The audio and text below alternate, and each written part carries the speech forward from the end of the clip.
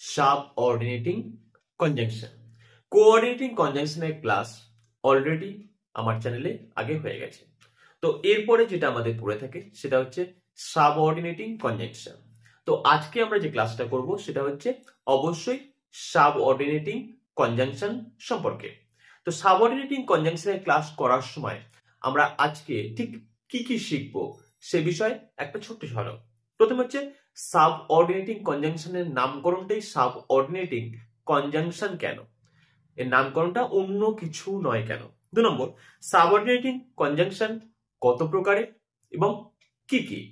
3 নম্বর, till till versus until, এই দুটো শব্দ আমরা যখন ব্যবহার করি, সময়ের ক্ষেত্রে ব্যবহার করি, তাহলে কোনটা কার ক্ষেত্রে ব্যবহার করব।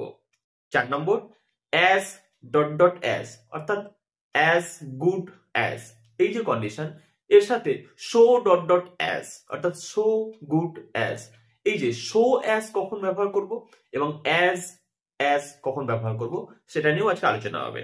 আর কি হবে, অ্যাজ ইফ আর অ্যাজ দো, অ্যাজ ইফ এবং অ্যাজ দো, এই দুটো শব্দ আমরা শব্দ না অ্যাকচুয়ালি ফ্রেজ বলতে পারি বা অন্য কিছু বলতে পারি। এগুলোকে আমরা কখন ব্যবহার করব, এক ধরনের কম্পাউন্ড কনজাংশন। তাহলে অ্যাজ ইফ, অ্যাজ দো, এগুলো ব্যবহার করার অ্যাকচুয়াল নিয়মটা কি। নেক্সট হচ্ছে ইন অর্ডার দ্যাট এবং শো দ্যাট।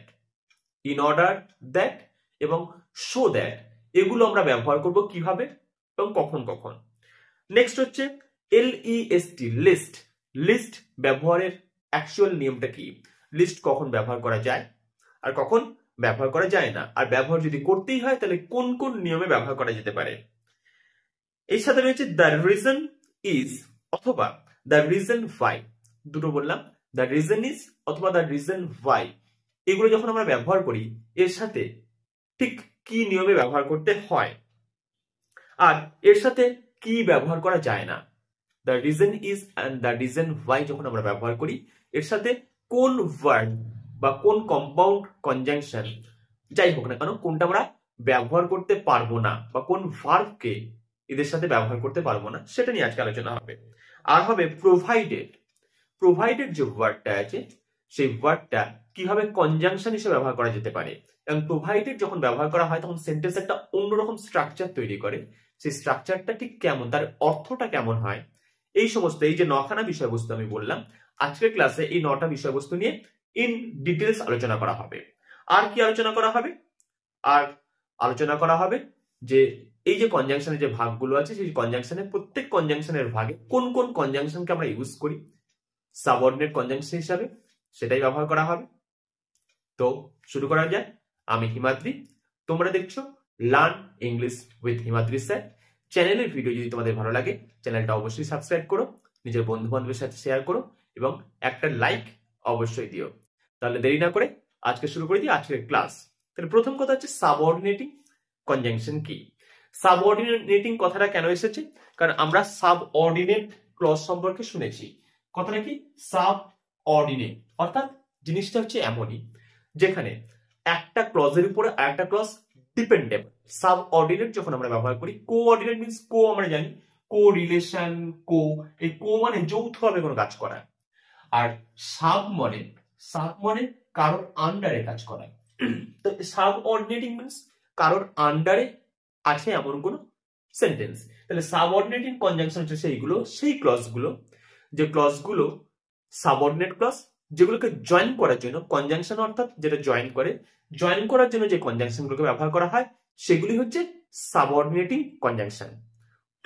ছোট করে বলতে গেলে সাবঅর্ডিনেট ক্লজকে জয়েন করার জন্য যে কনজাংশনকে ব্যবহার করা হয় সেগুলি হচ্ছে সাবঅর্ডিনেটিং কনজাংশন। নেক্সট হচ্ছে সাবঅর্ডিনেটিং কনজাংশন কত প্রকারের। সাবঅর্ডিনেটিং কনজাংশন অ্যাকচুয়ালি 9 প্রকারের। কি কি আছে এর মধ্যে, subordinate conjunction of time, cause or reason, purpose, apposition, condition, effect, comparison, manner এবং concession। তো এই যে 9টা নাম বললাম, এই 9খানা সাবঅর্ডিনেটিং কনজাংশন সম্পর্কে আজকে ডিটেইলস আলোচনা করব। তাহলে তোমরা সবাই সম্পূর্ণ ভিডিওটা অবশ্যই মনোযোগ সহকারে দেখবে। দেরি না করে চলো শুরু করে দিই প্রথম পার্ট দিয়ে, সাবঅর্ডিনেটিং কনজাংশন অফ টাইম। হ্যাঁ, এর সাথে বলে রাখি প্রত্যেকটা কনজাংশন করার সময় যে যে জিনিসগুলো আছে শিখবো বললাম, এই প্রত্যেকটার মধ্যে জড়িয়ে আছে।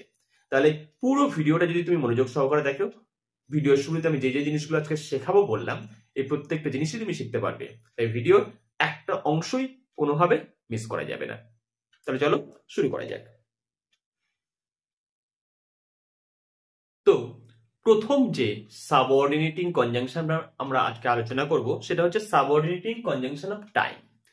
অর্থাৎ এমন কিছু কনজাংশন যেগুলোকে টাইমকে বোঝানোর জন্য ব্যবহার করা হয়, অর্থাৎ দুটো সেন্টেন্স বা ফ্রেজ বা নাউন যাই হোক না কেন, যাদেরকে যুক্ত করবে এমন একটা কনজাংশন, যে কনজাংশনটা টাইমকে বোঝাবে এবং অবশ্যই সেটা সাবঅর্ডিনেট ক্ষেত্রে ব্যবহার করা হয়। এইরকম ধরনের ক্ষেত্রে ব্যবহার করা হয় কতগুলো কনজাংশন, যাদের নাম হলো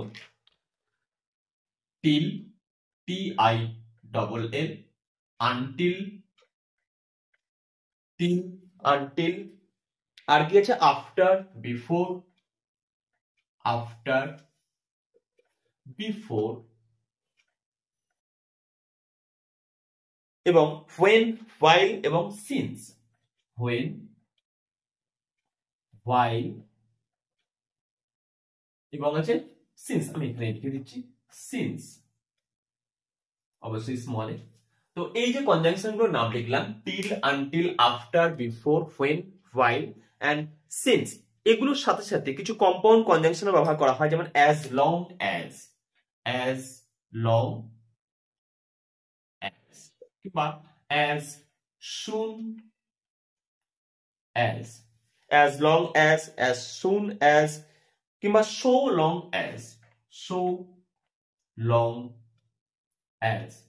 আমি বলেছিলাম আজকে as dot as, so dot as আজকে আলোচনা করব, যদি এখানে আমি একটু পরে যখন কনজাংশনের কম্পারিজন পার্টটাতে যাব তখন এটাকে আমি আলোচনা করব। এখন যেটা বিষয়বস্তু হচ্ছে ঠিক এই যে কনজাংশন গুলো আমি লিখলাম, যেটা হচ্ছে till, until, after, before, when, while, since, as long as soon as এবং so long as। নিচে যে তিনটা লিখলাম as long as soon as, এই as long as soon as এবং so long as, এগুলো তোমরা দেখতে পাবে প্রত্যেকটা তিনটে করে ওয়ার্ড নিয়ে আছে, আর এদেরকেই আমরা বলি কম্পাউন্ড কনজাংশন। কম্পাউন্ড মানে এটা সিঙ্গেল নয়, একের বেশি শব্দ দিয়ে তৈরি রয়েছে, ওয়ার্ড দিয়ে, এইগুলো হচ্ছে কম্পাউন্ড কনজাংশন। তো এইগুলো কম্পাউন্ড কনজাংশন এবং এগুলো ব্যবহার করা হয়। আজকে যেটা আমি আলোচনা করবো বলেছিলাম এগুলো তো ব্যবহার করা হয়, সেগুলো হচ্ছে টিল এবং আনটিল এর ব্যবহারের অ্যাকচুয়াল নিয়মাবলী। তোমরা বাকিগুলো প্রায় সবই জানো, as long as soon as বা as so long as, after, before, when, while, since জানো, যদিও since নিয়ে আমি পরে আলোচনা করব। টিল আর আনটিল এই দুটো শব্দের মধ্যে পার্থক্য কোথায়? আমরা ম্যাক্সিমাম টাইমে যেটা করি টিল এবং আনটিলকে গুলিয়ে ফেলি। সেক্ষেত্রে আমি একটা সেন্টেন্সের এক্সাম্পল দিয়ে দেখাই। ওয়েট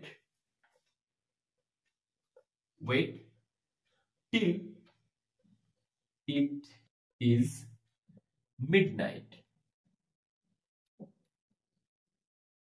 এটা একটা সেন্টেন্স লিখলাম। নিচে আরেকটা সেন্টেন্স, এই একই সেন্টেন্সটা ওয়েট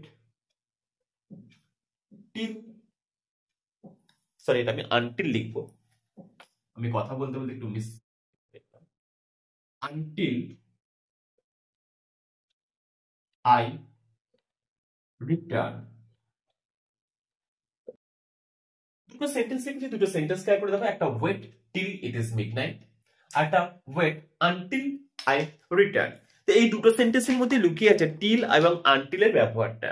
তো আমি একটু বলে দিই, আনটিল হচ্ছে সেই জিনিসটাই, ইট ইজ মিডনাইট, এভিটেবল,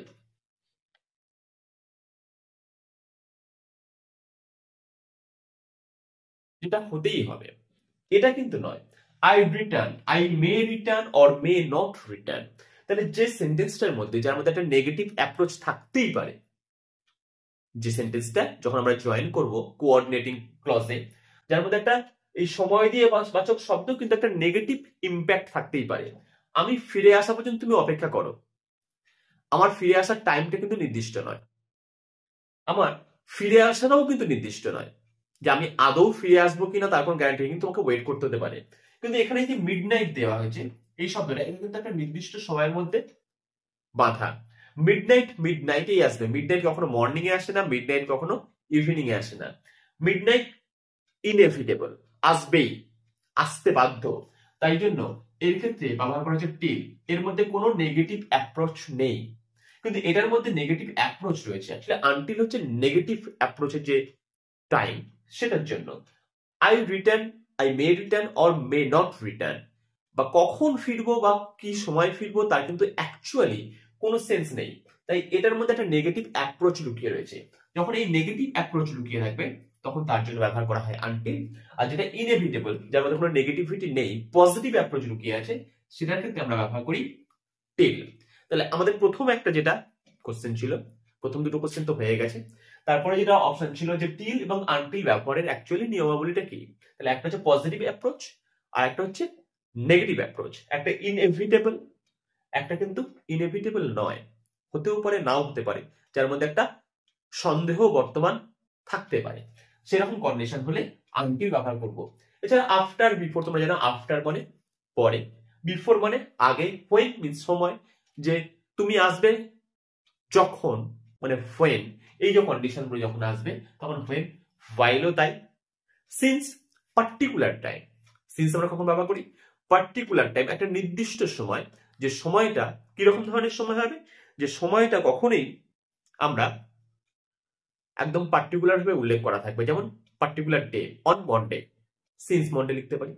সিন্স 1947, এই ধরনের যে শব্দগুলোর ক্ষেত্রে আমরা সিন্স ব্যবহার করি, কিন্তু কনজাংশনের ক্ষেত্রে সিন্স কিন্তু, যেমন আই এম ইল, সিন্স ব্যবহার করি, যেটা আমি ঠিক পরে যখন কজ বা রিজন আলোচনা করবো তখন আমি সিন্সটাকে দেখাবো। তো এই ক্ষেত্রে সিন্সটাকে ব্যবহার করা হয়ে থাকে। মানে আফটার দিয়ে আমি একটা সেন্টেন্স লিখে দিই, he came after I had left. He came after I had left. আমরা এই আফটার, বিফোর, এই যে শব্দগুলো এখানে আছে, একটা হচ্ছে আফটার, একটা বিফোর, এই শব্দগুলো, ইভেন সিন্স, এগুলোকে কিন্তু আমরা কখনো কখনো প্রিপোজিশন হিসেবে ব্যবহার করি, কখনো কখনো নয়। আমরা বেশিরভাগ টাইমেই এগুলোকে আমরা প্রিপোজিশন হিসাবেই চিনি, কিন্তু এগুলো কনজাংশন হিসাবে ব্যবহার করা হয়। এখানে হি কেম একটা সেন্টেন্স, আই হ্যাড লেফট একটা সেন্টেন্স, দুটো সেন্টেন্সকে জয়েন করা হয়েছে আফটার দিয়ে। তাই আফটার হচ্ছে এখানে একটা কনজাংশন। এবং I had left, after I had left কথাটা যদি পুরোটা ধরা হয়, তাহলে আমি আসার পরে, তাহলে এই সেন্টেন্সটা ছাড়া এই সেন্টেন্সটা কোনো ভ্যালু নেই। তো এটা কোঅর্ডিনেট ক্লজ, বা সরি কোঅর্ডিনেট সাবঅর্ডিনেট ক্লজ, কারণ এই ক্লজটা এর উপরে ডিপেন্ডেবল, তাই জন্য এটাকে সাবঅর্ডিনেট ক্লজ বলা হয়। তাহলে আফটারকে আমরা কনজাংশন হিসেবে ব্যবহার করতে পারি। রইল বাকি সিন্সের কথা। সিন্সের নিয়ে ডিটেলসে আলোচনা অলরেডি আগে দেওয়া আছে আমাদের ক্লাসের ভিডিওতে, যেটা হচ্ছে প্রিপোজিশনের বিভিন্ন রকমের যে ভাগগুলো, আমরা বিভিন্ন প্রিপোজিশনের তুলনামূলক আলোচনা বলে একটা ক্লাসের ভিডিও দিয়েছি। সেটা যদি তোমরা খুলে দেখো, since as a conjunction, since as a preposition, এরকম বহু জাব সিস্টেমে সিন্সকে ব্যবহার করা ওখানে দেখানো আছে। তাই সিন্স নিয়ে আমি ডিটেলসে আলোচনা করছি না, যদিও এর পরেরটাতে আবার একটু আলোচনা করব। হালকা হালকা করতে করতে অনেকটাই সিন্সের আলোচনা হয়ে যাবে। তবু তোমাদেরকে আমি বলবো, যারা জানতে চাও তারা অবশ্যই ওই ক্লাসের ভিডিওটাও একবার দেখে নেবে। তো বন্ধুরা, আমরা চলে এসেছি subordinating conjunction of cause or reason. Cause or reason বলতে আমরা কি বুঝি? কজ বলতে কোনো কারণ, আর রিজন বলতে সেটাও অর্থ কারণ। কজ এবং রিজন আমরা এই দুটো শব্দকে প্রায় ব্যবহার করে থাকি, যে ব্যাপারটার অ্যাকচুয়াল কজ কি, যেটা বলি অ্যাকচুয়াল রিজন কি, এই ধরনের কথাগুলো আমরা প্রায় বলে থাকি। তো আজকে এগুলোকে যখন আমরা ব্যবহার করি কনজাংশন হিসাবে, একটা যখন সাবঅর্ডিনেট ক্লজ থাকে, সেই ক্লজের মধ্যে যখন কনজাংশন দিয়ে জয়েন করা হয়, তখন সেটা যদি কোনো কজ অথবা রিজন অর্থে ব্যবহার করা হয়, তখন তার ক্ষেত্রে আমরা কোন কোন কনজাংশনকে ব্যবহার করব। সেক্ষেত্রে আমরা ব্যবহার করব অ্যাজ অথবা সিন্স। একটু আগে আমি বলছিলাম যে সিন্স শব্দটাকে আমি আজকে ডিটেলসে বলতে চাই না, কিন্তু ব্যাপারটা হলো সিন্স বারবার ঘুরে ফিরে আসে। আমরা প্রিপোজিশন হিসাবে সিন্সকে অনেকবার দেখেছি, কিন্তু কনজাংশন হিসাবেও সিন্সকে দেখব। আরেকটা হচ্ছে বিকজ। এবার এর সাথে অবশ্যই আমরা আলোচনা করব the reason is and the reason Y. পরে আলোচনা করছি, আগে এই দুটো আলোচনা করি। অ্যাজ এবং সিন্স, আমি দুটো এক্সাম্পল দিই, সেন্টেন্স লিখি একটা। অ্যাজ অথবা সিন্স, এখানে দুটোই লিখলাম। দুটোই লিখলাম বলতে এর মধ্যে তোমরা যে কোনো একটা ব্যবহার করতে পারো, অ্যাজও ব্যবহার করতে পারো, সিন্স ব্যবহার করতে পারো। As I am ill, I cannot go. ভালো করে খেয়াল করে দেখবে, অ্যাজ আই এম ইল, এই যে সেন্টেন্সটা আমি লিখলাম, অ্যাজ আই এম ইল, এই অ্যাজ আই এম ইল অথবা সিন্স আই এম ইল যদি আমি শুধু ব্যবহার করি, তাহলে কিন্তু সেন্টেন্সটার সম্পূর্ণ অর্থ প্রকাশ পায় না। অ্যাজ আই এম ইল, যেহেতু আমি অসুস্থ, যদি এরকম একটা কথা কাউকে বলি যে যেহেতু আমি অসুস্থ, তার পরের কথাটা যদি না বলা হয়, যেটা হচ্ছে সেটা হবে না। আর এটা রিজন, আই ক্যানট গো, আমি যেতে পারলাম না, এই সেন্টেন্সটা কিন্তু সম্পূর্ণ। কারণ আই ক্যানট গো, আমি যেতে পারি না, পারছি না, এই কথাটা আমি যেতে পারিনি, যাই বলি না কেন, এই যে কথাটা আমি লিখেছি, এই কথাটা সম্পূর্ণ। তাই এটা অবশ্যই কিন্তু প্রিন্সিপাল ক্লজ।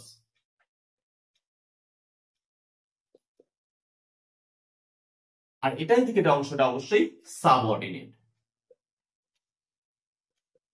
তাহলে একদিকে প্রিন্সিপাল আর একদিকে সাবঅর্ডিনেট, আর সাবঅর্ডিনেট ক্লজটা জয়েন করা হয়েছে একটা কজ অথবা রিজন দিয়ে। আমি যেতে পারলাম না কেন, তার কজ বা রিজনটা কি?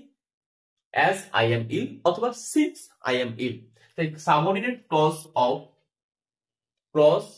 Subordinate conjunction of cause or reason, এই হচ্ছে কনজাংশনটা এখানে রয়েছে। এবার অ্যাজ অথবা সিন্স আমি দুটোই ব্যবহার করলাম, কিন্তু এখানে একটা খুব গুরুত্বপূর্ণ কথা আমাদের মাথায় রাখতে হবে। আমাদের মডার্ন যে গ্রামার, বর্তমানে যেটা ব্যবহার করা হয়, গ্রামার তো প্রতি মুহূর্তে চেঞ্জ হয়, হ্যাঁ, রুলস পরিবর্তন হয় না, কিন্তু শব্দের পরিবর্তন হয়। শব্দের যেহেতু পরিবর্তন হয়, সিন্স শব্দটাকে কিন্তু এখন খুব একটা ব্যবহার করা হয় না। মডার্ন গ্রামার সিন্সটাকে এই কনজাংশন হিসাবে অ্যাকসেপ্ট করে না। তাই আমরা ন্যাচারালি এখানে অ্যাজটাকেই ব্যবহার করি। তাহলে সিন্স হচ্ছে এখানে যেটা আছে তার ব্যবহার বর্তমানে একদমই প্রায় নেই। আমরা যদি ব্যবহার করি সেটা কি ভুল হবে? না, কখনোই ভুল হবে না, কিন্তু ব্যবহার করাটার প্রয়োজনীয়তা নেই। মডার্ন গ্রামার এটা অ্যাকসেপ্ট করছে না, বলছে অ্যাজ আই এম ইল কথাটা এটাই, সিন্স ব্যবহার করার প্রয়োজনীয়তা নেই, সিন্স যেন অ্যাপ্রোপ্রিয়েট নয়। নেক্সট হচ্ছে বিকজ। এক sentence, I cannot walk because he is ill. সেন্টেন্সটা আমি লিখি, I cannot walk, WALK, walk মানে হাঁটা, বিকজ আই এম ইল, আমি হাঁটতে পারছি না কারণ আমি অসুস্থ। আমি অসুস্থ তাই জন্য আমি হাঁটতে পারছি না। এখানেও সে একই জিনিস, যদি খেয়াল করে দেখা যায়, আই ক্যানট ওয়াক, সেন্টেন্সটা কমপ্লিট। কিন্তু বিকজ আই এম ইল, কারণ আমি অসুস্থ, এটা কিন্তু কমপ্লিট নয়। তো এটা প্রিন্সিপাল, এটা সাবঅর্ডিনেট। আর কনজাংশন হিসেবে বিকজ ব্যবহার করা হয়েছে, যেহেতু এটা একটা রিজন অথবা কজ। তাই যেহেতু এটা ব্যবহার করা হয়েছে, তাই জন্য এখানে বিকজ কনজাংশনটাকে ব্যবহার করা হয়েছে। এবার যেটা আমি এখানে আজকে আলোচনা করবো বলেছিলাম, সেটা হচ্ছে the reason is and the reason why. যেহেতু এখানে রিজন কথাটা আছে, দুটো শব্দ আমি লিখবো, দ্য রিজন ইজ, কোন সেন্টেন্স যদি থাকে শুরু হয়, কিংবা দ্য রিজন ওয়াই, সরি এটা লিখে নিই, দ্য রিজন ওয়াই, এইরকম যদি কোনো সেন্টেন্স থাকে, যদি সেন্টেন্স শুরু হয়, সেই সেন্টেন্সে কিন্তু কখনোই ব্যবহার করা যাবে না due to, on account of বা বিকজ। এখানে কি ব্যবহার করা যাবে না? এখানে ব্যবহার করা যাবে না due to, on account of, অথবা because.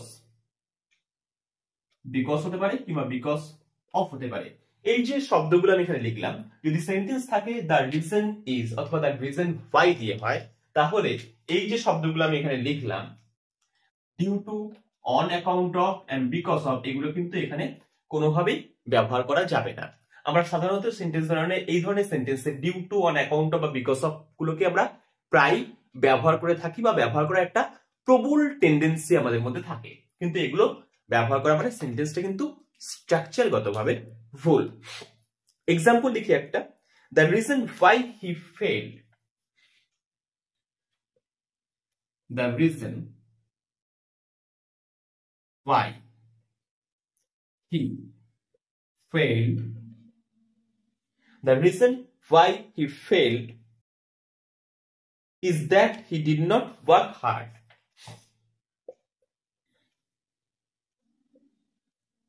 He did not work hard. কারণটা যেটা তার ফেল করার ছিল সেটা কি কারণ ছিল? That he did not work hard. এবার এই সেন্টেন্সটা আমরা ভালোভাবে দেখি, the reason why he failed. এখানে যদি আমরা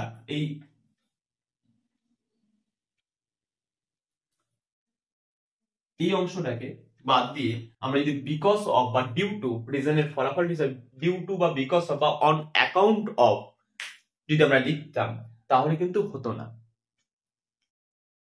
তাহলে এই সেন্টেন্সটা কখনো সবসময় কি করতে হবে? যখনই দ্য রিজন ওয়াই থাকবে তখনই এই দ্যাট দিয়ে আমরা জয়েন করে সেন্টেন্সটাকে করব। তাহলে এখানে আমরা due to his something, due to on account of his something, because of his something, the reason why he failed because of চলবে না, the reason why he failed due to চলবে না, the reason why he failed on account of চলবে না, অবশ্যই হতে হবে the reason why he failed is that he did not work hard। তাহলে আমাদের যেটা সবসময় মাথায় রাখতে হবে মেন যে বিষয়বস্তুটা সেটা হচ্ছে যদি the reason is বা the reason why কথাটা যদি যুক্ত করা থাকে কোনো সেন্টেন্সের মধ্যে বা সেন্টেন্স যদি ওইভাবেই শুরু হয় the reason দিয়ে, the reason why অথবা the reason is দিয়ে যদি সেন্টেন্স শুরু হয় তাহলে সেই সেন্টেন্সের মধ্যে কখনোই আমরা due to, on account of বা বিকজ অফ ব্যবহার করব না। তো হয়ে গেল আমাদের কজ অর রিজন। এরপরে চলে যাব আমরা সাবঅর্ডিনেট কনজাংশন অফ পারপস। ঠিক আছে, চলো দেখে নিই। তো বন্ধুরা আমরা এরপরে যেটা চলে এসেছি সেটা হচ্ছে subordinating conjunction of purpose. Subordinating conjunction of purpose হিসাবে আমরা তিনখানা কনজাংশন এখানে লিখবো। একটা হচ্ছে দ্যাট, আর একটা হচ্ছে ইন অর্ডার দ্যাট, আর একটা হচ্ছে শো দ্যাট। আমরা লিখি এখানে দ্যাট একটা, তারপর হচ্ছে ইন অর্ডার দ্যাট এবং শো দ্যাট। আর এর অর্থ অ্যাকচুয়ালি কি বোঝাবে? অ্যাকচুয়ালি কোনো পারপাস বোঝাবে, কোনো উদ্দেশ্য বোঝাবে। যখন এইরকম যখন কন্ডিশন থাকবে তখন এটাকে ব্যবহার করা হয়। আমি আগে একটা সেন্টেন্স লিখবো, তারপর অবশ্যই আলোচনা করব। সেন্টেন্সটা হচ্ছে হি work hard, he worked hard that, ব্র্যাকেটের মধ্যে আমি লিখছি ইন অর্ডার দ্যাট এবং show that, in order that oblique show that. অর্থাৎ এটা অর্থ হচ্ছে হি ওয়ার্ক হার্ড দ্যাট লিখতে পারি, হি work hard in order that লিখতে পারি, হি ওয়ার্ক হার্ড শো দ্যাট লিখতে পারি। মানে এই তিনটে যে কনজাংশন আছে এই তিনটে কনজাংশন যে কোনো একটা কনজাংশন আমরা এখানে ব্যবহার করতে পারি। He may win the prize, he may win the W the prize। তাহলে কি সেন্টেন্সটা লিখলাম? He work hard that he may win the prize, অথবা he work hard in order that he may win the prize, অথবা he work hard so that he may win the prize. তো সেন্টেন্সটা লিখলাম, সেন্টেন্সটা খুব কমন এবং সে work hard, সে কঠোর পরিশ্রম করছে। সেন্টেন্সটাকে আমরা একটু ডিভাইড করি। হি ওয়ার্ক হার্ড এটা হচ্ছে প্রিন্সিপাল ক্লজ, এই অংশটা হচ্ছে সাবঅর্ডিনেট ক্লজ। তো সাবঅর্ডিনেট ক্লজটা কিন্তু একটা পারপাস বোঝাচ্ছে, সে পরিশ্রম করছে, কঠিন পরিশ্রম করছে। তার উদ্দেশ্যটা কি, পারপাসটা কি? সেই পারপাসটা অ্যাকচুয়ালি হচ্ছে যাতে সে একটা প্রাইজ জিততে পারে, এটাই তার পারপাস। তো এই হলো সেন্টেন্সটার বৈশিষ্ট্য। এবার হচ্ছে এই শো দ্যাট বা ইন অর্ডার দ্যাট এগুলো যে আমরা ব্যবহার করি এর অ্যাকচুয়াল রুলসটা কি? অ্যাকচুয়াল রুলসটা ফলো করার আগে একটা জিনিস খেয়াল করে দেখবে যে আমি এখানে মে কথাটাকে ব্যবহার করেছি।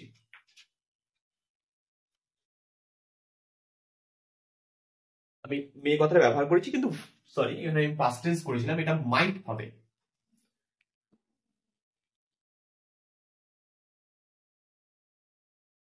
He might win the prize.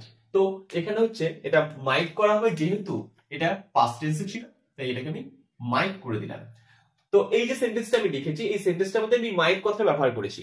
তাই মেন যে বিষয়বস্তুটা জানার সেটা হচ্ছে, যদি সো দ্যাট বা ইন অর্ডার দ্যাট যদি কোনো সেন্টেন্সে থাকে, তাহলে সেই সেন্টেন্সে অবশ্যই কিন্তু মে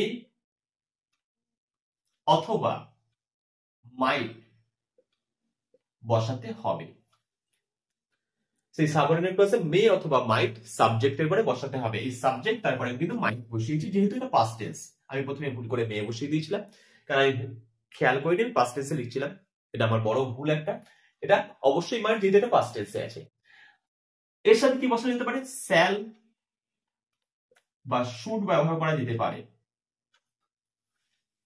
মে মাইট বসানো যেতে পারে, শ্যাল শুড ব্যবহার করা যেতে পারে, কিন্তু কখনোই ক্যান কুড ব্যবহার করা যাবে না, কিংবা উইল বা উড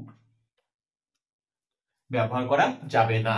তাহলে সো দ্যাট বা ইন অর্ডার দ্যাট থাকলে এইগুলোকে কিন্তু আমরা ব্যবহার করতে পারবো না, কিন্তু এইটা দেওয়া কম্পালসারি। অথবা যদি না হয় আমি তার ক্ষেত্রে শ্যাল বা শুড ব্যবহার করতে পারি, কিন্তু কখনোই বসাবো না he worked hard that he would win the prize. কথা ঠিক নয়। He worked hard in order that he would বা হি কুড কখনোই কিন্তু ব্যবহার করা যাবে না। তাহলে ইন অর্ডার দ্যাট বা সো দ্যাট যদি কোনো সেন্টেন্সের কনজাংশন হিসেবে ব্যবহার করা হয়, তাহলে সেই সেন্টেন্সের পরে যে সাবঅর্ডিনেট, অর্থাৎ ওটা ব্যবহার করার পরে যে সাবজেক্টটা পাবো তার সাথে অ্যাকর্ডিং টু টেন্স মে অথবা মাইট অথবা শ্যাল অথবা শুড বসাবো। কখনোই ক্যান বা কুড বসাবো না, উইল বা উড বসাবো না। তো এটাই ছিল আমাদের শেখার বিষয়বস্তু। বাদ বাকি জিনিসগুলো আমরা জানি। তাহলে এরপরে আমরা চলে যাব, আরেকটা জিনিস, যেটা হচ্ছে এখানে আরেকটা ওয়ার্ডকে ব্যবহার করা হয়, সেটা হচ্ছে পারপাসের ক্ষেত্রে, সেটা হচ্ছে লিস্ট, LEST। এই শব্দটাকে আমরা ব্যবহার করে থাকি। যেমন আমি একটা এক্সাম্পল দিই সেন্টেন্সে,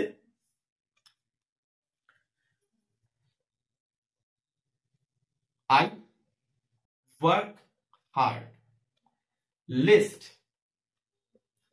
I should fail। সেন্টেন্সটা আমি লিখলাম, I work hard lest I should fail। খেয়াল করবে তোমরা, লিস্ট শব্দটা আমি ব্যবহার করেছি। একটু আগে কিন্তু আমরা in order that, so that ব্যবহার করেছিলাম, কিন্তু এই সেন্টেন্সটার ক্ষেত্রে আমি লিস্ট কেন ব্যবহার করলাম? একই তো কন্ডিশন হচ্ছে পারপাস। তো পারপাসের ক্ষেত্রে আমরা ব্যবহার করছি দ্যাট, ইন অর্ডার দ্যাট অথবা সো দ্যাট, কিন্তু এই সেন্টেন্সের ক্ষেত্রে লিস্ট কেন ব্যবহার করলাম? লিস্ট নেগেটিভ অ্যাপ্রোচের ক্ষেত্রে ব্যবহার করা হয়। He work hard lest I work hard lest I should fail। আমি যদি কঠোর পরিশ্রম না করি তাহলে কিন্তু ফেল করে যাব। এখানে আমি কঠোর পরিশ্রম করছি যাতে আমি প্রাইজ জিততে পারি, আমার দুটোর মধ্যে একটা কনফিডেন্স। পরিশ্রম করছি, প্রাইজ জিতবো, পজিটিভিটি। আমি পরিশ্রম করছি যাতে ফেল না করি, এখানে প্রাইজ জেতার একটা কনফিডেন্স আছে, এখানে ফেল করবার ভয় আছে, নেগেটিভিটি আছে এই সেন্টেন্সটার মধ্যে। সেন্টেন্সটার মধ্যে একটা নেগেটিভ সেন্টেন্স নয়, নেগেটিভিটি রয়েছে। এটাকে আমরা বললাম একটা নেগেটিভ সেন্টেন্স, সেই অর্থে ব্যবহার করবো না, ব্যবহার করছি। আমি নেগেটিভ লিখতে যাচ্ছিলাম, লিখলাম না, কারণ এটা নেগেটিভ নয়, এটা অ্যাকচুয়ালি নেগেটিভিটি। আমার মধ্যে একটা নেগেটিভিটি কাজ করছে, পেসিমিজম। এটার মধ্যে একটা অপটিমিজম আছে, আমি কঠিন পরিশ্রম করছি, আমি প্রাইজ জিতবো, তাই ওর কিন্তু ফেল করবার ভয় নেই, ওর উদ্দেশ্য প্রাইজ জেতা। এখানে উদ্দেশ্য পাস করা, ফেল করবার ভয় রয়েছে। এইরকম যখন কন্ডিশন থাকে, নেগেটিভিটি যখন সেন্টেন্স থাকবে, তখন সেক্ষেত্রে কিন্তু লিস্ট ব্যবহার করা হয়। আরেকটা গুরুত্বপূর্ণ জিনিস, লিস্ট যখন ব্যবহার করব তখন কিন্তু অবশ্যই শুড ব্যবহার করতে হবে। কি বললাম? লিস্ট যখন আমরা ব্যবহার করব তখন সেই সেন্টেন্সের মধ্যে অবশ্যই শুডকে ব্যবহার করতে হবে। উইদাউট শুড লিস্ট ব্যবহার করা যাবে না। তাই এখানে সাবজেক্টের পরে কিন্তু আমি শুড বসিয়েছি, এটাই মনে রাখার বিষয়বস্তু। তাহলে হয়ে গেল। তাহলে আমাদের মাথায় রাখতে হবে, লিস্ট ব্যবহার করলে শুড বসাবো, আর ইন অর্ডার দ্যাট বা সো দ্যাট যদি ব্যবহার করে তাহলে আমরা ব্যবহার করবো কি? মে অথবা মাইট। ইন কেস খুব দরকার পড়লে শ্যাল অথবা শুড, কিন্তু কখনোই আমরা উইল বা উড বসাবো না, ক্যান অথবা কুড বসাবো না। এরপরে আমরা চলে যাব সাবঅর্ডিনেটিং কনজাংশন অফ অ্যাপোজিশন। তো আমরা চলে এসেছি এবার অ্যাপোজিশনে। অ্যাপোজিশনের গুরুত্বপূর্ণ বিষয় হচ্ছে আমরা খুব একটা মাথা ঘামানোর প্রয়োজন নেই, খুব সহজ একটা বিষয় যেটা আমরা শুধুমাত্র দ্যাট কনজাংশনটাকে ব্যবহার করে আমরা অ্যাপোজিশনটা করতে পারি। অ্যাপোজিশন সংক্রান্ত বিষয়টা কি, অ্যাপোজিশন কি জিনিস, যদি এই সংক্রান্ত বিষয়ে তোমাদেরকে ডিটেলস জানার প্রয়োজনীয়তা থাকে তাহলে তোমরা অবশ্যই আমার নাউন ক্লজের ভিডিওটা দেখে নেবে। নাউন ক্লজের ভিডিওর মধ্যে এটাতে উল্লেখ করা আছে যে অ্যাপোজিশন পার্টটা কি, অ্যাপোজিশন কিভাবে হয়, যেটা অ্যাপোজিশন দিয়ে কিভাবে নাউন ক্লজ তৈরি করা যায়, সেগুলো ওখানে খুব ডিটেলসে আলোচনা করা আছে। এবং অবশ্যই খুব গুরুত্বপূর্ণ ভিডিও, নাউন ক্লজ সবার ক্ষেত্রে খুব সমস্যা তৈরি করে, মেনলি নাউন ক্লজ এবং এই নাউন ক্লজের অ্যাপোজিশন পার্ট এবং অ্যাডজেক্টিভ ক্লজের পার্ট, যার মধ্যে অ্যান্টিসিডেন্টের একটা ব্যাপার থেকে থাকে, যেটা নিয়ে আমাদের মধ্যে একটা বড়সড় কনফিউশন তৈরি হয়। তো নাউন ক্লজের ভিডিওটা মন দিয়ে দেখবে, সঙ্গে অ্যাডজেক্টিভ ক্লজের ভিডিওটা। অ্যাডজেক্টিভ ক্লজ অনেক কাছে সহজ মনে হয়, কিন্তু তবুও দেখে নেবে, কারণ এখন অ্যান্টিসিডেন্টের একটা ব্যাপার রয়েছে, সেই বিষয়গুলো তোমরা দেখে নিলে অ্যাপোজিশন সংক্রান্ত বিষয় তোমাদের একদম ক্লিয়ার কনসেপ্ট হয়ে যাবে। তো আমি জাস্ট অ্যাপোজিশন দিয়ে একটাই সেন্টেন্স লিখবো, he wrote to us that he would come. He wrote to us that he would come. তো এটার মধ্যে বোঝানোর কিছু নেই, একটা মেইন ক্লজ, একটা প্রিন্সিপাল ক্লজ আমরা দেখতে পাচ্ছি এবং একটা সাবঅর্ডিনেট ক্লজ রয়েছে যেটা অ্যাপোজিশন হিসেবে ব্যবহার করা হচ্ছে। তো এই যে সেন্টেন্সটা, এখানে শুধুমাত্র অ্যাপোজিশন হিসাবে যে কনজাংশন ব্যবহার করা হয়েছে সেটা হচ্ছে কনজাংশন দ্যাট। আমি বললাম অ্যাপোজিশন নিয়ে আমি ডিটেলসে কিছু বলবো না, অ্যাপোজিশন নিয়ে তোমাদের জানতে হলে তোমরা অবশ্যই আমার নাউন ক্লজের ভিডিওটা দেখে নেবে। আমি চলে যাবো এরপরে কন্ডিশন। কন্ডিশনটা নিয়ে একটু ডিটেলস আলোচনা করার বিষয়বস্তু আছে, তাহলে আমরা চলে যাই কনজাংশনে, সরি কন্ডিশনে। এটাকে তোমরা নাউন ক্লজের ভিডিও থেকে দেখে নেবে। তো আমরা চলে এসেছি subordinating conjunction of condition. Condition বলতে আমরা সাধারণত কন্ডিশনাল সেন্টেন্স বুঝি। কন্ডিশনাল সেন্টেন্স, তুমি যদি করো আমি তবে করব, কন্ডিশন। তুমি যদি দাও আমি তবে দেবো, কন্ডিশন। এই যে কথাগুলো আমাদের মধ্যে লেনদেনের যে ব্যাপার স্যাপারগুলো থেকে থাকে, মানে একটার পিছনে, একটা সেন্টেন্সের পিছনে একটা সেন্টেন্সের কন্ডিশন জড়িত থাকে। মানে একটা সেন্টেন্স হবে যার কন্ডিশন থাকবে, আর একটা সেন্টেন্স এই কন্ডিশনটাকে উল্লেখ করবে একটা সেন্টেন্সের কন্ডিশনে। আর একটা সেন্টেন্স এক্সাম্পল দিই, প্রথম শুরু হবে এই কন্ডিশনাল সেন্টেন্সে, ফার্স্ট শুরু হচ্ছে যে কনজাংশন, সেটা হচ্ছে ইফ। আমরা কন্ডিশন মানেই জানি সেটা ইফ। যদি আমরা সাধারণত মোটিভেশনাল যে স্পিচগুলো হয় সেখানে বলি, আমাদের যদি বিশ্বাসঘাতক কোনো শব্দ মানুষের জীবনে থাকে, সেই শব্দটা হচ্ছে যদি। এই যদি এমনই একটা শব্দ যে আমার জীবনকে শেষ করে দিতে পারে, আমাদের সমস্ত কাজের ক্ষেত্রে বাধা সৃষ্টি করার পিছনে এই যদি থাকে। মানে আমরা কন্ডিশন তৈরি করি, যদি আমার এই জিনিসটা থাকতো তাহলে আমি এটা করতে পারতাম। আমি কিন্তু অরিজিনালি করতে পারতাম, যদিটার প্রয়োজনীয়তা আমার ছিল না, কিন্তু যেহেতু যদি শব্দটা আমার সাথে রয়েছে, ইফ আমার কাছে রয়েছে, তাই আমি ইফ ব্যবহার করে দিই। তাই মানুষ সব সময় নিজের ক্যাজুয়ালিটি থেকে বাঁচতে, নিজের যে নেগলিজেন্স সেটা থেকে বাঁচার জন্য এই কন্ডিশনকে ব্যবহার করে, যেটা ব্যবহার করা উচিত নয়। তো আমি একটা সেন্টেন্স লিখবো, I shall go if you come. I shall go if you come. তুমি যদি আসো তবে আমি যাব, কারণ আমার যাওয়ার দরকার, আমি যাব। তোমার আসার সাথে আমি কন্ডিশন দিয়ে কোনো লাভ নেই। দেখে সেটা বড় কথা নয়, যেহেতু আমরা এখানে ইংরেজি গ্রামার শিখছি তাই আমাদের মোটিভেশনাল স্পিচের বিশেষ দরকার নেই। ইফ ইউ কাম, যদি তুমি আসো, কন্ডিশন আই শ্যাল গো, এটা প্রিন্সিপাল, এটা প্রিন্সিপাল, এটা সাবঅর্ডিনেট। তো এই সাবঅর্ডিনেটটা এইগুলো সাধারণত বলা হয়, আমরা জানি, ইফ ক্লজ, এই কন্ডিশনাল ক্লজ। এই কন্ডিশনাল ক্লজের ক্ষেত্রে তাহলে ইফ কোথায় ব্যবহার করা হয়, আমাদের কোনো কন্ডিশন যদি থাকে কনজাংশনের ক্ষেত্রে, তখন আমরা ইফ ব্যবহার করি। আর কি ব্যবহার করতে পারি, আনলেস। আর একটা ওয়ার্ড আমি লিখছি, আনলেস। এবার প্রশ্ন আসবে, স্যার ইফ আর আনলেস দুটোকে আমি ব্যবহার করছি, দুটোর মধ্যে ডিফারেন্সিয়েট কোথায়? তো আমি একটা আনলেস ব্যবহার করি, I shall fail unless you help me. সেন্টেন্সটা লিখি, I shall fail unless you help me. আমি ফেল করব যদি না তুমি আমাকে সাহায্য করো। তো unless you help me, I shall fail principal clause, আর এটা হচ্ছে সাবঅর্ডিনেট। তো আমরা দেখতে পাচ্ছি আনলেস এবং ইফ, আমি দুখানা শব্দ এখানে ব্যবহার করেছি, দুটো কনজাংশন। এই দুটো কনজাংশনের মধ্যে এবার ডিফারেন্সিয়েশনটা কোথায়? ইফ সাধারণত ব্যবহার করা হয় যখন সেন্টেন্সটাকে যে কোনো কন্ডিশনের ক্ষেত্রে আমরা ব্যবহার করে থাকি ইফকে, কিন্তু আনলেস তখনই একমাত্র ব্যবহার করা যায় যখন এই কন্ডিশনটা হবে নেগেটিভ কন্ডিশন। নেগেটিভ কন্ডিশন, হ্যাঁ, নেগেটিভিটি। একটু আগে আমি বলেছিলাম একটা যে নেগেটিভিটি কথাটা উল্লেখ করেছিলাম, ঠিক এখানেও তাই। আনলেস তখন ব্যবহার করা হবে যখন সেন্টেন্সটার মধ্যে একটা নেগেটিভ ফিলিংস থাকবে, যখন সেন্টেন্সটার মধ্যে একটা নেগেটিভিটি থাকবে, যখন সেন্টেন্সটার মধ্যে একটা নেগেটিভ আইডিয়া থাকবে। আই শ্যাল ফেল, আমি ফেল করব, unless you help me.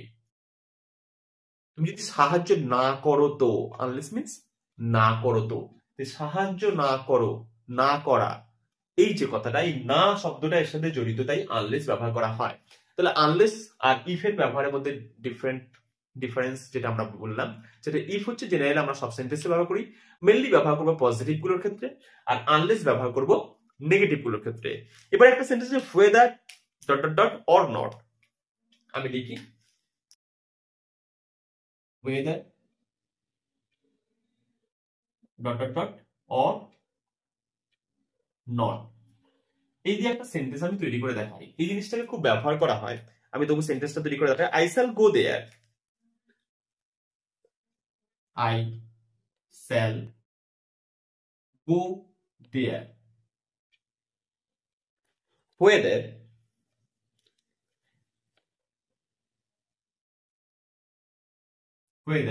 you like it or not, এই যে কন্ডিশনটা, এইরকম ধরনের সেন্টেন্স যখন থাকে তখন এই ওয়েদার যে কন্ডিশনাল সেন্টেন্স হলে তখন কিন্তু এই অর নট কন্ডিশনটাকে আমাদেরকে ব্যবহার করতে হয়। কি বললাম, ওয়েদার সবসময় ব্যবহার করা হয় না। কন্ডিশনাল সেন্টেন্সে যদি ওয়েদার থাকে তাহলে কিন্তু এই অর নট অপশনটাকে ব্যবহার করতে হবে। আরো একটা বিষয়, প্রোভাইডেড, আমি বলেছিলাম আজকে প্রোভাইডেড নিয়ে বলবো। প্রোভাইডেড দিয়ে একটা সেন্টেন্স তৈরি হবে। প্রোভাইডেড কথাটাকেও আমরা কনজাংশন হিসেবে ব্যবহার করতে পারি। কিরকম ব্যবহার করতে পারি? I shall help you, I shall help you provided you obey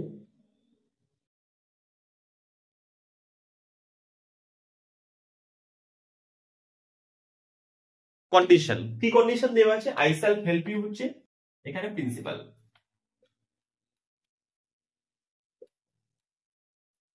R provided you obey me হচ্ছে সাবঅর্ডিনেট। এখানে একটা অদ্ভুত কন্ডিশন, প্রোভাইডেড কথাটাকে আমরা ন্যাচারালি এমনি সাধারণভাবে ভার্ব হিসেবে ব্যবহার করি, কিন্তু এটাকে আমরা এখানে ব্যবহার করছি কনজাংশন হিসাবে। কিরকম ধরনের কনজাংশন? যেটা আমাকে বাধ্য করা। কন্ডিশন কিরকম? ফোর্স করা। এরকম যদি কোনো সেন্টেন্স থাকে, আমি তোমাকে সাহায্য করতে পারি যদি তুমি আমাকে মান্য করা শুরু করো, তো আমি তোমাকে সাহায্য করব, তার কন্ডিশনে তুমি কিন্তু আমাকে সবসময় মেনে চলবে। এই ধরনের কন্ডিশন, যখন কন্ডিশন দেওয়া হয় যে আমি কাউকে হেল্প করছি, তার প্রতিদানে আমি বিশেষ কিছু চাইছি তার কাছ থেকে, তার সম্মান, আত্মসম্মান, যাই কিছু হোক না, এরকম যদি কন্ডিশন থাকে তখনই কিন্তু এই প্রোভাইডেড কথাটাকে ব্যবহার করা হয়। I shall help you provided you obey me, যেটা তোমাকে বাধ্য করবে, বা আমি তোমাকে কন্ডিশন দিচ্ছি যেটা তোমাকে কিন্তু এরপর থেকে আমাকে সবসময় মেনে চলতে হবে। আমি না বললেও তুমি কিন্তু মেনে চলতে বাধ্য, কারণ আমি তোমাকে হেল্প করেছিলাম। এই ধরনের কন্ডিশনাল যখন সেন্টেন্স থাকে তখন এই প্রোভাইড, যে সাধারণত আমরা ভার্ব হিসেবে ব্যবহার করে থাকি, সেইটাই কিন্তু এখানে কনজাংশন হিসাবে ব্যবহার করা হয়। তাহলে আমরা প্রোভাইডেড দিয়ে কনজাংশন শিখলাম। ওয়েদার ডট ডট থাকলে কন্ডিশনাল সেন্টেন্স আমরা শিখলাম যে তার সাথে অর নট কথাকে ব্যবহার করা হয়। আনলেস শিখলাম আমরা নেগেটিভিটি থাকলে বা নেগেটিভ কন্ডিশন থাকলে আনলেস কে ব্যবহার করে থাকি। আর ইফ জেনারেলি সমস্ত কন্ডিশনের সাথে, বাদ বাকি রেস্ট অফ অল সমস্ত কন্ডিশনের সাথে আমরা ইফ ব্যবহার করি। তাহলে সাবঅর্ডিনেট কনজাংশন অফ কন্ডিশন হয়ে গেল। এরপরে আমরা যাব কন্ডিশনের পরে কি আছে আমাদের? এফেক্ট। সাবঅর্ডিনেটিং কনজাংশন অফ এফেক্টে যাব। চলো এফেক্টে চলে যাই। তো আমরা এবার যেটাতে চলে এসেছি সেটা হচ্ছে আমরা সাবঅর্ডিনেটিং কনজাংশন অফ এফেক্ট। এই এফেক্ট ব্যবহার করার জন্য আমরা সাধারণত দুখানা কনজাংশন ব্যবহার করে থাকি। একটা হচ্ছে so that, so dot dot dot that, আর একটা হচ্ছে such that, SUCH dot dot dot that. দুটো জিনিস দেখতে একই, কিন্তু দুটোর ব্যবহারটা অ্যাকচুয়ালি আলাদা। সেন্টেন্সের স্ট্রাকচারগত ভাবে দুটো একই জিনিস একই জায়গায় বসে, একই রকম ভাবে বসে, মিনিংটাও একই করে, কিন্তু কোথায় শো দ্যাট ব্যবহার করব আর কোথায় সাচ দ্যাট ব্যবহার করব এই নিয়ে দুখানা সেন্টেন্স আমি লিখবো শুধুমাত্র এইটুকুনি বোঝানোর জন্য। কারণ এফেক্ট মিন্স ফলাফল। যে সেন্টেন্স গুলো লিখবো যার সাবঅর্ডিনেট ক্লজটা কিন্তু প্রথম যে সেন্টেন্স থাকবে তার ফলাফল হিসেবে দেখাবে। আমি প্রথম সেন্টেন্স লিখছি, he worked so hard that he fell ill. চলো সেন্টেন্সটা রেখে লিখি, he worked so hard, he worked so hard that he fell ill. এই ফেল মানে কিন্তু তোমরা FAIL ফেল ধরে নিও না। এই ফেল অর্থ হচ্ছে হয়ে যাওয়া, পতিত হওয়া যে অর্থ বলি, কিন্তু অসুস্থ হয়ে পড়া অর্থ ফেলটাকে এখানে উল্লেখ করা হয়েছে। নেক্সট আর একটা সেন্টেন্স লিখছি, he is such a fool, he is such a fool that you cannot rely on him. তাই হ্যাঁ, that I cannot rely on him। দুটো সেন্টেন্স লিখছি, দুটো সেন্টেন্সের স্ট্রাকচার কত হবে একই। দেখাই কিরকম ধরনের স্ট্রাকচার। একটা হচ্ছে শো দ্যাট আর একটা হচ্ছে সাচ দ্যাট। এবার দুটো সেন্টেন্সের মিনিংটাকে আমরা খুব মনোযোগ সহকারে দেখবো। তাহলে এই শো দ্যাট এবং সাচ দ্যাটের মধ্যে ডিফারেন্ট অ্যাকচুয়ালি কোথায় ডিফারেন্সটা আসে সেটা বুঝে যাবো। হি worked hard, he worked so hard, এতটাই পরিশ্রম করেছে দ্যাট হি ফেল ইল, যাতে সে অসুস্থ হয়ে পড়েছিল। সে এতটাই পরিশ্রম করেছিল যে সে অসুস্থ হয়ে পড়েছিল। এটা হচ্ছে ফল থেকে FA ফল ফেল ফলেন যে কথাটা আমরা আছে, তোমার যদি বুঝতে অসুবিধা আমি একটু লিখে দিচ্ছি এখানটাতে। ফল থেকে পাস্ট টেন্সে ফেল থেকে ফলেন, এই যে ভার্বের স্ট্রাকচার সেই স্ট্রাকচার থেকে এসে ফেল হচ্ছে পাস্ট টেন্স। তো এখানে যেহেতু ওয়ার্ক পাস্ট টেন্সে রয়েছে তাই। আর একটা হি ইজ সাচ এ ফুল, সে এতটাই বোকা that I cannot rely on him, আমি কখনোই তার উপরে ভরসা করে থাকতে পারি না। রিলাই ভরসা করে থাকা, তার উপরে থাকতে পারি না। দুটো সেন্টেন্সকে ফলো করে দেখবে, দুটো সেন্টেন্সের মিনিং একই, দুটোই কিন্তু একটা কন্ডিশন তার একটা ফলাফল। কিন্তু এখানে সাবঅর্ডিনেট ক্লজ কোনটা একটু আন্ডারলাইন করে দিই, that he fell ill, that I cannot rely on him. এই যে দুটো অর্থাৎ সাবঅর্ডিনেট, বাকি অংশ যেটা আছে সেটা হচ্ছে প্রিন্সিপাল। দুটো সেন্টেন্সের মধ্যে ডিফারেন্সটা কোথায়? কেন প্রথমটাতে আমি শো বসালাম, কেন পরেরটাতে আমি সাচ বসালাম? খেয়াল করতে গেলে প্রথম যে সেন্টেন্সটা আছে সেটা ফিজিক্যাল লেবারের কথা আছে এবং তার যে এফেক্টটা সেটাও ফিজিক্যাল। তাই কি হলো, এই যখন ফিজিক্যাল কন্ডিশন যেটা আমরা দেখতে পাই আপাত দৃষ্টিতে, মানে ন্যাচারালি যেটা দেখতে পেয়ে থাকি, সেই রকম যদি কন্ডিশন থাকে তখন আমরা ব্যবহার করি শো দ্যাট। পরেরটা কিন্তু ফিলিংস, ফুল, মেন্টাল কন্ডিশন। নেক্সট যে কন্ডিশনটা আছে, প্রথমে একটা ছিল ওয়ার্ক করা হার্ড, আর পরে যেটা ছিল সেটা কিন্তু এই ওয়ার্ক পরিশ্রম যেটা ফিজিক্যাল, আর এই ফুল এই কন্ডিশনটা এখানে তো বিভাগ রয়েছে। তো যেহেতু আমি এটা দেখাচ্ছি, অ্যাডজেক্টিভটা দেখাচ্ছি, ফুল বোকা যেটা হচ্ছে একটা মেন্টাল প্রবলেম। এবং এই যে rely on him I cannot, সেটা কি করব, বিশ্বাসটা, সেটাও মেন্টাল ব্যাপার। তাহলে এই পরের অংশটা প্রথমটা ফিজিক্যাল হলে পরেরটা মেন্টাল। তাহলে যখন যে কন্ডিশনটা মেন্টাল কন্ডিশন আসবে, যেটা এফেক্টটা মেন্টালি এফেক্টটা পাচ্ছে যেখানে, সেখানে আমরা সাচ দিয়ে ব্যবহার করি। আর যেখানে ফিজিক্যালি হয় বা বাইরে থেকে হয় সেখানে কিন্তু আমরা শোটাকে ব্যবহার করি। তো এটা অ্যাকচুয়ালি এফেক্ট তোমরা জানো, শো দ্যাট বা সাচ দ্যাট তোমরা ব্যবহার করেছো। আমার যেটা উদ্দেশ্য ছিল সে উদ্দেশ্য ছিল অ্যাকচুয়ালি শো দ্যাট কোথায় ব্যবহার করা হয় আর সাচ দ্যাট কোথায় ব্যবহার করা হয়। এরপরে আছে adverbial coordinating conjunction of comparison. Coordinating conjunction of কম্প্যারিজনের যে পার্টটা আছে সে পার্টটা আমি করে দেখাবো। এখানে শুধুমাত্র আমি বিশেষ কিছু বলবো না, আমি এখানেই ডাইরেক্ট দেখাচ্ছি। কম্পারিজনের যে পার্টটা আছে সেই পার্টের মধ্যে একটা গুরুত্বপূর্ণ বিষয় হচ্ছে যে এই কম্পারিজন পার্টটা নিয়ে আমরা সাধারণত ডিগ্রি চেঞ্জ করে থাকি, অ্যাডজেক্টিভের ডিগ্রি চেঞ্জ। তো এখানে যেটা ব্যবহার করা হয় অ্যাকচুয়ালি হচ্ছে so dot dot dot as, আর একটা হচ্ছে as dot dot dot as, আর একটা দেন কমন যেটা আমরা ব্যবহার করে থাকি।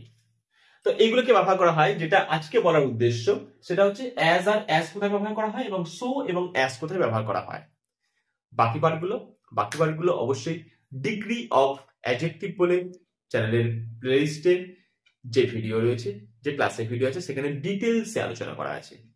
এই ডিগ্রি অফ কম্পারিজন যেটা আছে অ্যাডজেক্টিভের ডিগ্রি কম্পারিজন, সেখানটাতে দেখলে তোমরা কনজাংশনের পার্টটাও, কারণ এই যে কম্পারিজন আছে সেখানেই কনজাংশন পার্টটা রয়েছে, এই অ্যাজ অ্যাজ সো অ্যাজ দেন এগুলো প্রত্যেকটা ডিটেলসে ওখানে দেওয়া রয়েছে।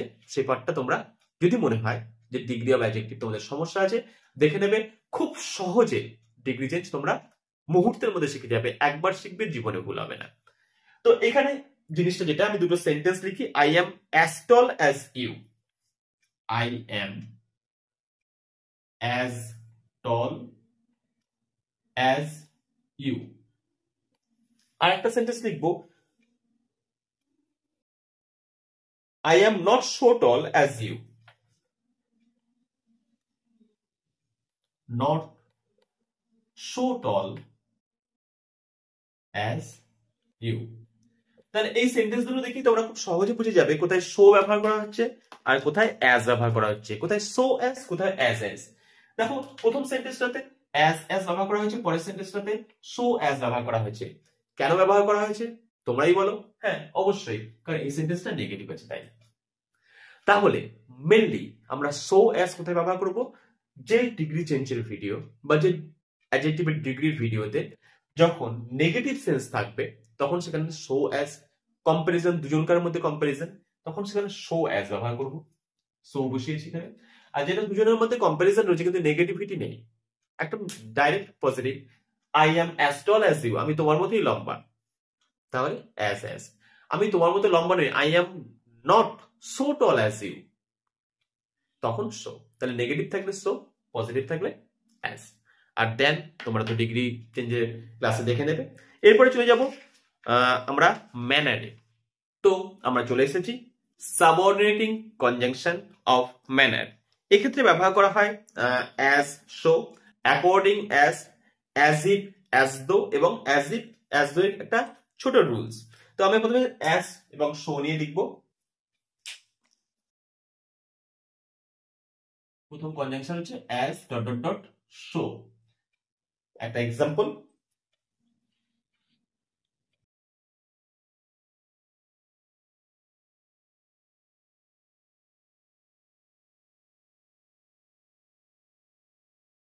as you show, show you লিখলাম। so shall you হবে অবশ্যই, কারণ ফিউচারে হবে। so shall you read। কন্ডিশনটা সেন্টেন্সটা বলি, as you show, আমি প্রথমে shall লিখিনি, কেটে দিয়েছিলাম কারণ এটা ফিউচারের একটা কন্ডিশন থাকে ম্যানারটা। as you show, যেমন তুমি বীজ ফেলবে, so shall you reap, সেরকম ফসল তুমি ভবিষ্যতে পাবে, এটা ম্যানার। স্যার বীজ ফেলার সাথে ফসল তোলার ম্যানারের কি কন্ডিশন আছে? হ্যাঁ, বীজ ফেলা মিন্স যেমন ভাবে তুমি কাজটা করবে তার ফলাফল ভবিষ্যতে সেটাই হবে, যেমন ব্যবহার তুমি আজকে করবে ভবিষ্যতে সেই ব্যবহারের ফল তুমি পাবে। ম্যানার, যেটা তোমার ম্যানার হবে তার রেজাল্টে তুমি সেই ম্যানারই ব্যাক পাবে। এখানে শো মানে বীজ বপন করা, রিপ মানে ফসল কাটা। তাহলে অ্যাজ ইউ শো, যেমন তুমি আজ বীজ বপন করছো, শো শ্যাল ইউ রিপ, সেরকম তুমি ভবিষ্যতে ফসল কাটতে পারবে। ওই জন্য স্যালটা প্রথমে লিখিনি আমি, ওই জন্য স্যালটা আবার লিখলাম। তো অবশ্যই এখানে স্যাল ছাড়া কিন্তু সেন্টেন্সটা ফুল সেন্টেন্স। তো এখানে দেখলাম অ্যাজ এবং শো এর ব্যবহার, তাহলে কিরকম হচ্ছে এই কন্ডিশনটা? এই কন্ডিশনটা হচ্ছে একটা জিনিস আগে হবে, মানে যেটা ম্যানার, যে ম্যানারটা তুমি এখন করছো পরে তার ফলাফল হিসেবে হবে। যদি এইরকম ধরনের কোনো ম্যানারের কন্ডিশন থাকে, ব্যবহারিক ব্যাপার থাকে, তখন কিন্তু অ্যাজ এবং শো ব্যবহার করা হয়। নেক্সট হচ্ছে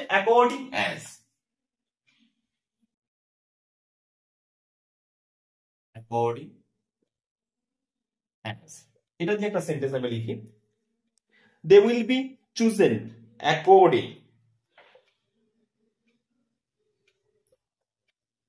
দে will be chosen according as their fate,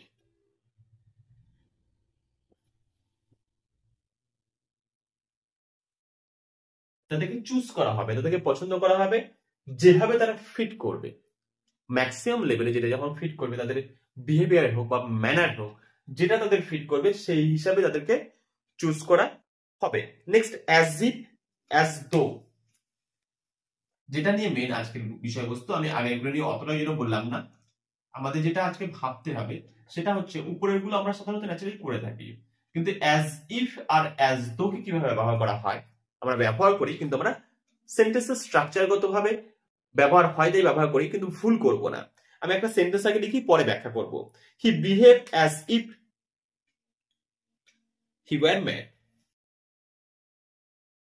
he behaves as if, as if ব্যাখ্যা আমি লিখে দিলাম অ্যাজ দো, আমরা দুটোর মধ্যে যে কোনো একটাই ব্যবহার করতে পারি এখানে। হি ওয়্যার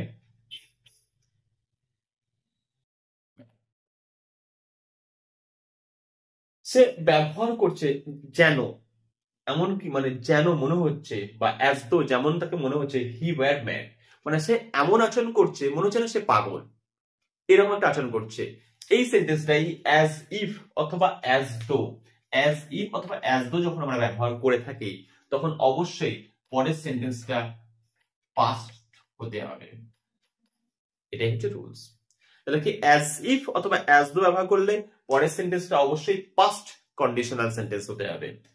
কি বললাম? Past conditional. কন্ডিশনাল কেন বললাম? হি ওয়্যার ম্যাড, এই সেন্টেন্স থেকে আমরা একটা অদ্ভুত ভাবে একটা সেন্টেন্স দেখতে পাচ্ছি, যে সেন্টেন্সটা নিয়ে একটু আলোচনা করা হোক। যদিও এই ধরনের সেন্টেন্স আমি আগে অসংখ্যবার আলোচনা করেছি। হি ওয়্যার ম্যাড, হি এর সাথে ওয়্যার বসে নাকি, হি এর সাথে ওয়াজ বসে, কিন্তু সে তো ম্যাড নয়, ম্যাডের মতো আচরণ করছে, অ্যাকচুয়ালি যেটা সেটা কিন্তু নয়, এটা হচ্ছে তার যে ম্যাড হওয়াটা একটা কল্পনা মাত্র। তাই অলিক কল্পনা। এরকম আমি ভাবছি, আমি যদি একটা পাখি হতাম, আমি কোনোদিন পাখি হতে পারবো না। তো যদি পাখি হতাম তাহলে কি হতো? তাহলে লিখতাম I if I were a bird. এই যে কন্ডিশনটা, এই ধরনের কন্ডিশন থাকলে আমি কখনোই প্রেজেন্ট টেন্সে বলছি, কিন্তু কথাটা কিন্তু প্রেজেন্টে নয়। As if I were a bird, as if he were a man, এই ধরনের কন্ডিশন থাকলে আমরা কিন্তু এই ওয়্যারকে ব্যবহার করে থাকি, এবং সেটা প্রেজেন্ট টেন্সেরও হলে বা ফিউচার টেন্সেরও হলে কিন্তু অ্যাকচুয়ালি সেন্টেন্সটা লেখা হয় পাস্ট টেন্সে। তো এটাই বলার বিষয়বস্তু ছিল। এরপরে চলে যাব আমরা কনসেশন। আমরা চলে এসেছি কনজাংশনের একদম লাস্ট পার্টে, আমরা চলে এসেছি কনজাংশনের একদম লাস্ট পার্টে। তাহলে আমাদের সাবঅর্ডিনেটিং কনজাংশন অফ কনসেশন, এটা আমাদের লাস্ট। এক্ষেত্রে আমি ব্যবহার করেছি চারখানা নয়, পাঁচখানা দিয়েছি। অ্যাকচুয়ালি দো অলদো একই রকমই কথা, দো অলদো, অ্যাজ, হাউএভার, হুএভার এবং হোয়াটএভার, এই কনজাংশন গুলোকে। তো আমি এগুলো প্রত্যেকটা দিয়ে সেন্টেন্স তৈরি করে দেখাবো, এবং প্রত্যেকটা সেন্টেন্স গুলো তৈরি করার পরে আমি তাকে বিস্তারিত ভাবে বলবো। প্রথমে হচ্ছে দো আর অলদো। সেন্টেন্স হচ্ছে though he is poor he is honest, though he is poor he is honest. এবার প্রশ্ন হচ্ছে স্যার দো এবং অলদো দুটোই আছে, তাহলে দো আর অলদোর মধ্যে ডিফারেন্স কোথায়? অবশ্যই আগের ভিডিওতে আমি করে দিয়েছি, কিন্তু এখানে আরেকবার বলি, অলদো কথার অর্থ হচ্ছে কিন্তু ইভেন দো, এমন দো মানে যদিও, সেখানে অলদো হচ্ছে ইভেন দো, এমনকি যদিও। এরকম যদি কোনো সেন্টেন্সে কন্ডিশন থাকে তখন সেক্ষেত্রে আমরা ব্যবহার করি অলদো। অলদো ন্যাচারালি আমরা সেন্টেন্সের শুরু থেকেই ব্যবহার করি, যেমন দোকে ব্যবহার করলাম ঠিক সেরকমই ইভেন দো, এমনকি যদিও, এরকম যদি কন্ডিশন থাকে তখন সেক্ষেত্রে আমরা ব্যবহার করব অলদো। নেক্সট হচ্ছে অ্যাজ। অ্যাজ দিয়ে একটা সেন্টেন্স, পুয়ার অ্যাজ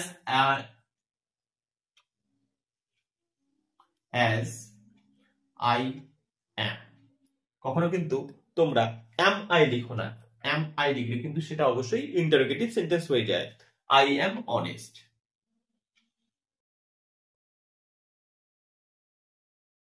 প্রথম দুটো সেন্টেন্সের মধ্যে ডিফারেন্স কোথায়? দো he is poor he is honest, এটা অন্য কেউ বলছে তাই দো দিয়ে ব্যবহার করা হচ্ছে। এখানে বক্তা নিজেই বলছে পুওর অ্যাজ আই এম, যদিও আমি গরিব, আই এম অনেস্ট, আমি কিন্তু সৎ। তাই যখন এইরকম কন্ডিশন থাকবে, যখন বক্তা নিজেই নিজের কনসেশনের কথাটা বলছে, তখন কিন্তু অ্যাজ দিয়ে হয়। এবার পরে রয়েছে how ever, who ever, what ever. এগুলো তোমরা প্রত্যেকেই ব্যবহার করো। যেমন হাউ এভার মানে হচ্ছে যে মানে যেমন ভাবেই হোক না কেন, হু এভার মানে যে কেউ হোক না কেন, হোয়াট এভার মানে যাই হোক না কেন। যেমন একটা আমি হাউ এভার দিলে কি, how ever strong he may be, how ever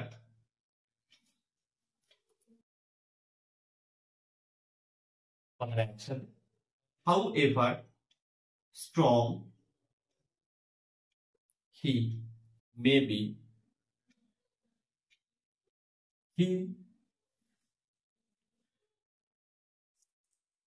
cannot do this, do it। ঠিক আছে, সে যতটাই শক্তিশালী হোক না কেন, যতটাই শক্তিশালী হোক না, সে কখনোই কিন্তু এটা করতে পারবে না। ঠিক সেরকম হুএভার দিয়ে, whoever you may be, you cannot allow, I cannot allow you here. তুমি যেই হও না কেন, আমি তোমাকে এখানে ঢুকতে দেবো না, তোমাকে এখানে প্রবেশ করার অধিকার দিতে পারি না। যেমন হোয়াট এভার দিয়ে, whatever you may say, যা খুশি তুমি বলো না কেন, I do not believe you, আমি তোমাকে বিশ্বাস করি না। তো এই ধরনের ক্ষেত্রে তো এখানে যেটা হচ্ছে দো আর অ্যাজ দো, এই দো আর অ্যাজ এর মধ্যে ডিফারেন্সটা আমি বললাম। আর এই হু ever, what ever, how ever, এই ধরনের কথাগুলো আমরা এখন স্পোকেন ইংলিশে প্রচুর ব্যবহার করে থাকি। তো যাই হোক, সেগুলো অ্যাকচুয়াল মিনিং গুলো বললাম। হু এভার মানে যে কেউ হোক না কেন, হাউ এভার মানে যেমন করেই হোক না কেন, হোয়াট এভার মানে যাই হোক না কেন। এই যে কন্ডিশন গুলো, whatever you may speak, তুমি যা খুশি বলতে পারো, but I do not believe you, কিন্তু আমি তোমাকে বিশ্বাস করি না। তো বন্ধুরা, এই ছিল আজকে আমাদের ভিডিও, আজকে আমাদের ক্লাসের ভিডিও। কি ছিল? Subordinating conjunction. তো সাবঅর্ডিনেটিং কনজাংশন আমাদের শেষ। কনজাংশনের কোঅর্ডিনেটিং কনজাংশনের পার্ট আমরা অলরেডি আগে করে ফেলেছি। তো ভিডিও তোমাদের কেমন লাগলো অবশ্যই কমেন্ট বক্সে কমেন্ট করে জানিও। আর ভিডিও তুমি এতক্ষণ ধৈর্য ধরে দেখেছো মানে নিশ্চয়ই তোমার ভালো লেগেছে। ভিডিওর শেষ পর্যায়ে এখনো তুমি আমার ভিডিও দেখছো, তার অর্থ ক্লাসের ভিডিও তোমার অবশ্যই ভালো লেগেছে। তাই একটা লাইক অবশ্যই করবে। আর যদি কোনো জিনিস তোমার জানার ইচ্ছা থাকে, কমেন্ট বক্সে অবশ্যই কমেন্ট করে জানাবে। লার্ন ইংলিশ উইথ হিমাদ্রি স্যারের চ্যানেলের পক্ষ থেকে তোমাকে অসংখ্য ধন্যবাদ।